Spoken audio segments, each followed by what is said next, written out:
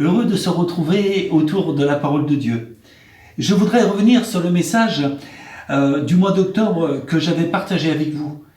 Je m'excuse auprès de ceux qui étaient présents ce mardi soir-là, mais j'ai vraiment eu à cœur de le partager de nouveau avec vous tous. Je voudrais commencer par lire dans Ecclésiaste, au verset 3, au chapitre 3 et au verset 1, il y a un temps pour tout, un temps pour toutes choses sous les cieux. Nous savons parfaitement que Dieu a un rapport au temps qui est différent du nôtre. Un jour c'est comme 1000 ans sont comme un jour, nous dit la parole. Dieu est hors du temps, il est l'éternel.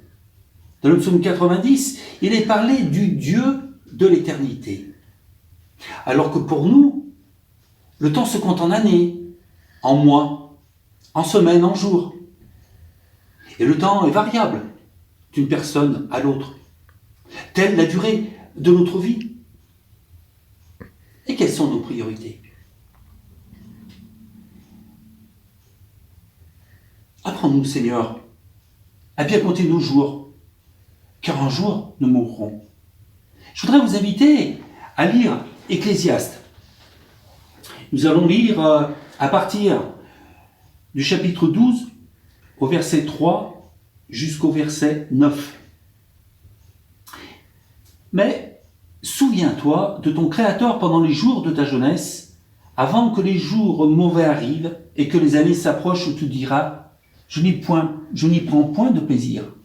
Avant que s'obscurcissent le soleil et la lumière, la lune et les étoiles, et que les nuages reviennent après la pluie.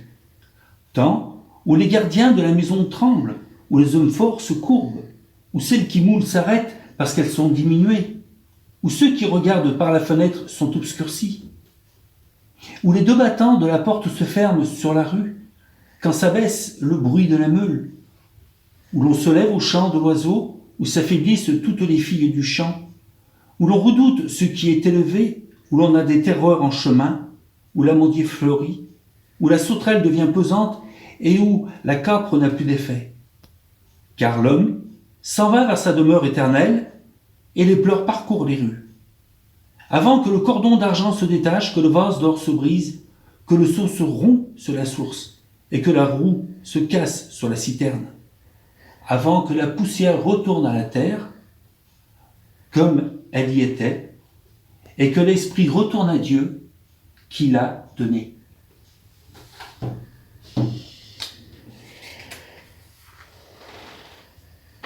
Il y a un temps, il y a, je dirais même des temps favorables pour rechercher Dieu. Je voudrais prendre comme exemple Ézéchias, ce roi de Juda. Il nous est dit qu'il fit ce qui est droit aux yeux de l'Éternel.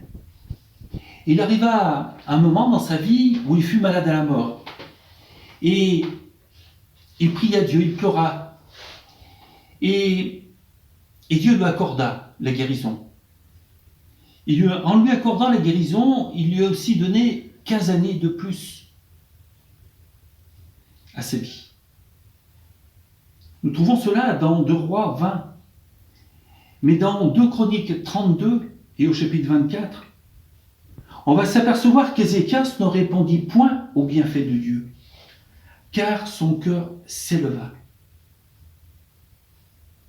Il a regardé ses richesses, il a regardé au bien qu'il avait, aux récoltes, aux troupeaux, au bétail, tout cela. Son cœur s'est élevé, et cela a déplu à Dieu. L'important n'est pas de vivre longtemps, mais de bien utiliser le temps qui nous est donné et se préparer à rencontrer Dieu. Comment et pourquoi gérer notre temps? Dieu nous le dit. Rachetez le temps. Éphésiens 5,16. Rachetez le temps, hâtez le jour de Dieu. Et puis, chaque jour que nous vivons, Dieu nous regarde. L'Éternel regarde du haut des cieux. Il voit tous les fils de l'homme du lieu de sa demeure. Il observe tous les habitants de la terre. Lui qui forme le cœur à tous et qui est attentif à toutes leurs actions. Psaume 33. versets 13 à 15.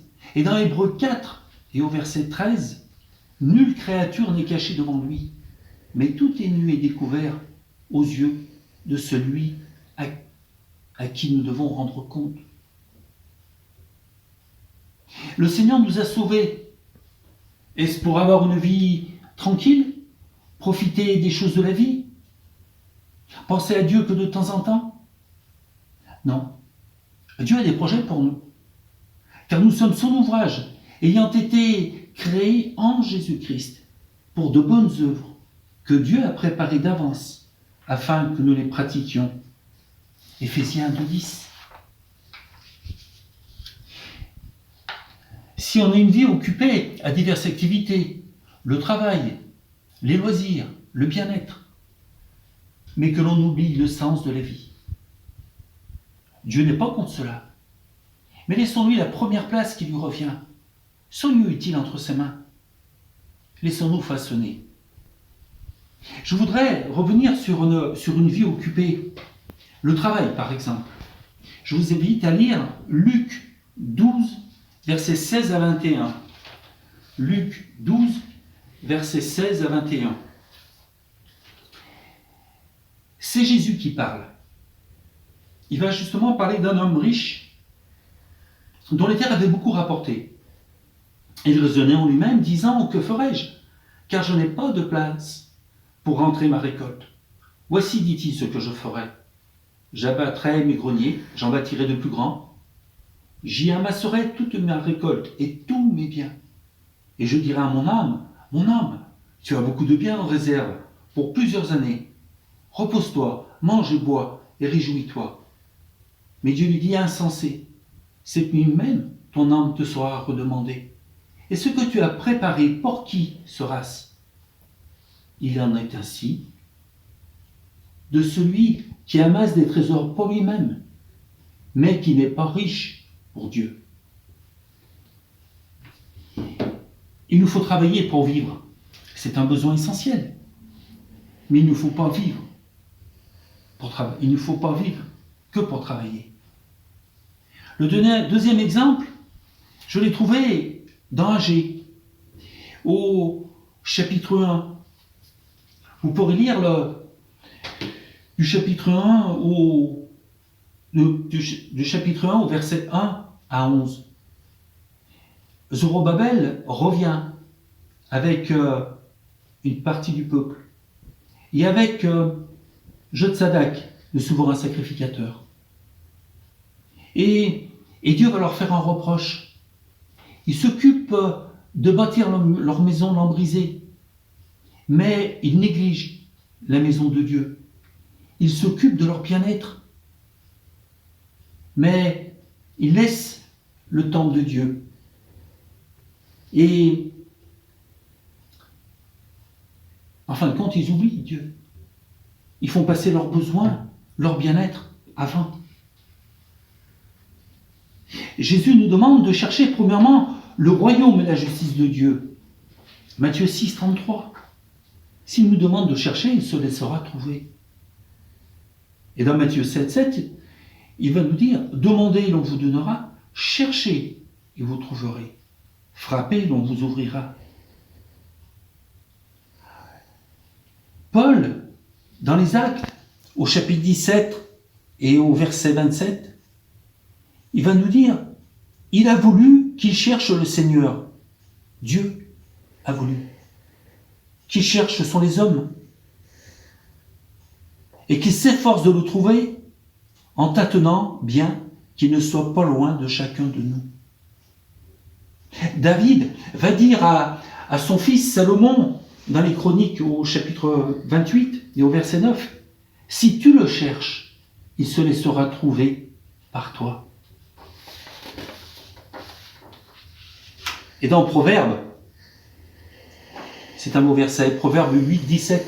« J'aime ceux qui m'aiment, et ceux qui me cherchent me trouvent. » Quel encouragement! Dieu nous voit, nous entend, il lit en nous, sonde nos cœurs et nos pensées, et veut nous donner de bonnes choses. Il est notre Père. Mais il nous appelle aussi à son service. Lorsque Jésus demande de chercher premièrement le royaume et la justice de Dieu, Paul va nous dire, dans 1 Corinthiens 14, recherchez l'amour. Et remarquez que chercher et rechercher n'ont pas la même définition. Chercher, c'est s'efforcer de trouver, de découvrir, c'est faire tous nos efforts pour atteindre le but. Alors que rechercher, c'est retrouver ce que l'on a perdu, égaré ou oublié.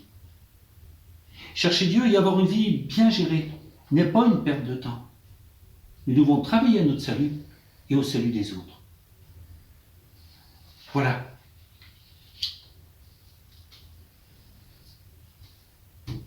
Voilà la pensée que j'avais sur mon cœur, de vous rappeler. Et je voudrais prendre un temps pour prier et remercier le Seigneur. Merci Seigneur pour cette grâce que tu nous as faite.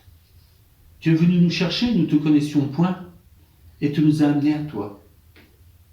Nous voulons te remercier parce que tu es notre Père bien-aimé, et tu veux que nous cherchions ta face, que nous puissions avoir cette vie d'intimité avec toi.